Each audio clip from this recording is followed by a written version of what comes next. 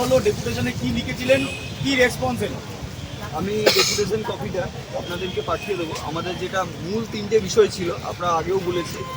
এক হচ্ছে ওবিসি জটিলতা নিয়ে বর্তমান রাজ্য সরকার যে কৃত্রিম সমস্যার সৃষ্টি করেছে, সেই সমস্যার সমাধানের জন্য এর আগে আমরা বহুবার বিকাশ ভবন অভিযান, এসএসসি অভিযান, অনেক রকম মানে শিক্ষা ভবনের যে সমস্ত দ্বার আছে সেই দ্বার আমরা মানে কড়া নেড়েছিলাম, কিন্তু তারা সাড়া দেননি। তারপর আমরা রাজ্যপাল এসেছি। দ্বিতীয় যে বিষয় আছে, যে আমরা জানি জয়েন্ট এন্ট্রান্স, সেই জয়েন্ট এন্ট্রান্স পরীক্ষা হওয়ার পরেও এখনও পর্যন্ত রেজাল্ট বেরোয়নি। তাই যে সমস্ত ছাত্রছাত্রীরা ইঞ্জিনিয়ারিং করবে তাদের ভবিষ্যৎ কী, সেই জন্য আমরা এসেছিলাম। এবং তৃতীয় বিষয়, হঠাৎ করে আমাদের সামনে গত 2-3 দিন আগে একটা নোটিশ রাজ্য সরকারের আবার এসে পড়ে যে এমবিবিএস বিডিএস যে সমস্ত কাউন্সিলিং রাজ্য সরকারে হয়, সেই কাউন্সিলিং মানে প্রক্রিয়া হঠাৎ করে বন্ধ হয়ে গেল।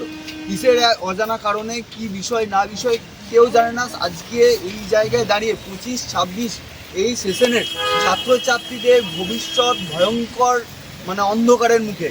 তার মা বাবা মানে তাদের গার্জেন থেকে শুরু করে ছাত্রছাত্রীরা আজ অবসাদে ভুগছে।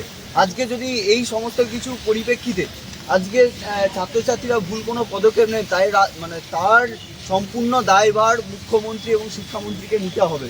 তাই আমরা রাজ্যপালের কাছে এসেছিলাম, কারণ আমরা জানি যে সমস্ত বিশ্ববিদ্যালয়ে যিনি আচার্য তিনি আমাদের রাজ্যপাল। আমরা রাজ্যপালের দ্বারস্থ হলাম এবং রাজ্যপাল থ্রু আমরা মহামহিম রাষ্ট্রপতির কাছেও আমরা এই নিবেদন করছি, যাতে বাংলার দিকে একটু সুদৃষ্টি দেওয়া হোক এবং এই যে পরিস্থিতি, বাংলার ছাত্রছাত্রীদের যে ভবিষ্যৎ, সেই ভবিষ্যৎ যাতে নষ্ট না হয়ে যায়, তার জন্য দয়া করে আপনারা একটু আপনাদের নজর দেন। এবং রাজ্যপাল মহাশয় বলেছেন তিনি তার যেটুকু করণীয় তা তিনি করবেন এবং একটা শতার্থক আলোচনা আমাদের হয়েছে এবং আমরা আশা রাখছি যে এই সমস্যার সমাধান আগামী কয়েকদিনের মধ্যে করে ফেলবে রাজ্য সরকার। যদি না করে, বাংলার বুকে এক ভয়ঙ্কর ছাত্র আন্দোলন কিন্তু গড়ে উঠবে। এটা কোনো ছাত্র সংগঠনের কথা বলছি, আর ছাত্র সংগঠন হিসেবে আমাদের কর্তব্য, আমরা আন্দোলন করব, লড়াই করব মাটিতে। কিন্তু সাথে সাথে বাংলার যে সমস্ত ছাত্রছাত্রীরা আজকে এর জন্য ক্ষতিগ্রস্ত হচ্ছে, তারা কিন্তু রাস্তায় নামবে। সেই দিন মমতার 14 তলাতে গিয়ে সেদিন প্রশ্ন করবে, সেদিন মমতা ব্যানার্জি সেই দিনটার জন্য যেন প্রস্তুত থাকে। বিকাশ ভবনের 2 তলার ওপরে গিয়ে শিক্ষামন্ত্রীর কলার ধরে প্রশ্ন করবে যে আমাদের ভবিষ্যৎ নষ্ট করলে কেন, শিক্ষামন্ত্রী জবাবদার। সেই দিনটার জন্য যেন শিক্ষামন্ত্রী মানে প্রস্তুতি নেয়। কারণ আজকে একটা পুরো সালের যে ভবিষ্যৎ ছাত্রছাত্রী, তাদের মা বাবা পর্যন্ত আজকে দ্বিধাগ্রস্ত। এর আন্দোলন রাজপথে কলকাতাতে হয়েছে, সমস্ত জেলাতে জেলাতে আন্দোলন হয়েছে। আজকে বাঁকুড়াতে আমার সহ সম্পাদক পশ্চিমবঙ্গ দক্ষিণবঙ্গ রাজ্যের, তাকে সহ আরও 12 জনকে গ্রেপ্তার করেছে নির্মম পুলিশ। তো পুলিশ দিয়েই সরকার চলছে। তো এই পুলিশের সঙ্গেও রাজপথে দেখা হবে। কলকাতা তথা পশ্চিমবঙ্গের যত প্রশাসনিক ভবন আছে, যে প্রশাসনিক ভবন আমাদের নাড়া দরকার, আমরা আগামী দিনে সেই সমস্ত প্রশাসনিক ভবন নাড়ব এবং এর রাজপথেই দেখা হবে যদি সদুত্তর না পাওয়া যায়। তো আপনার নাম কি এবং পদ দিচ্ছেন?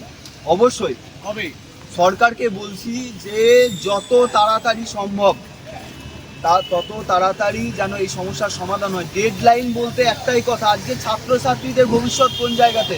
আজকে যারা সরকারি মানে বিকাশ ভবন থেকে শুরু করে নবান্ন, তাদেরও তো ছেলে মেয়েরা আছে, হয়তো এই সালে বা পরের সালে তারা এইচএস পাস করবে। তাদের ভবিষ্যৎটার কথা চিন্তা করে আমরা বলছি রাস্তায় নামছি এবং ডেডলাইন বাঁধতে বাধ্য হচ্ছি। যদি না হয়, যা হয় দেখা যাবে, কিন্তু এর শেষ দেখে আমরা ছাড়বো। এবিভিপি এখানে প্রতিজ্ঞাবদ্ধ, কারণ আমরা দিনের শেষে একজন ছাত্র সংগঠন এবং ছাত্র প্রতিনিধি হিসাবে এটা আমাদের কর্তব্য। আমি তো বারবার বলছি, শুধু এবিভিপি নয়, শুধু ছাত্র সংগঠন হিসাবে নয়, পশ্চিমবঙ্গের সমস্ত ছাত্র সমাজ আজ রাস্তায় নামবে। সেটার জন্য মমতা ব্যানার্জি প্রস্তুত নেন এবং শিক্ষামন্ত্রী প্রস্তুতি নেন। আপনার নাম এবং পদটা বলবেন? অনিরুদ্ধ সরকার, রাজ্য সম্পাদক এবিভিপি।